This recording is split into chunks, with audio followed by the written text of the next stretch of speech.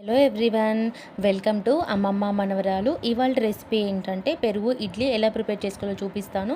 First అయితే ఒక bowl తీసుకొని కర్డ్ అయితే తీసుకుంటున్నానండి. సరిపడా సాల్ట్, కొద్దిగా వాటర్ యాడ్ చేసుకొని ఒకసారి బీట్ చేసుకొని పక్కన పెట్టేసుకోవాలి. ఇప్పుడు పోపు కోసం స్టవ్ ఆన్ చేసి కడాయి పెట్టేసుకొని ఆయిల్ హీట్ అయిపోయిన తర్వాత పోపు గింజలు, 2 మిరపకాయలు, కొద్దిగా కరివేపాకు అనేది యాడ్ చేసుకొని గోల్డెన్ కలర్ వచ్చే వరకు కూడా ఫ్రై చేసుకోవాలి. ఇందాక మిక్స్ చేసుకొని పెట్టుకున్నాం కదా పెరుగు, అందులో ఈ తాలింపు అనేది వేసుకొని ఒకసారి మిక్స్ చేసుకొని పక్కన పెట్టిన తర్వాత ఇప్పుడైతే ఇడ్లీ అనేది ప్రిపేర్ చేసుకోవాలండి. ఆల్రెడీ నా దగ్గర ఇడ్లీ పిండి అనేది ఉందన్నమాట. ఇలా 2 రేకుల ఇడ్లీలు అయితే నేను చేస్తున్నాను క్వాంటిటీ. సో ఫస్ట్ అయితే ఆయిల్ అనేది డ్రాప్ వేసుకొని స్ప్రెడ్ చేసిన తర్వాత ఇలా ఇడ్లీలు అనేది బాయిల్ చేసుకోవాలి.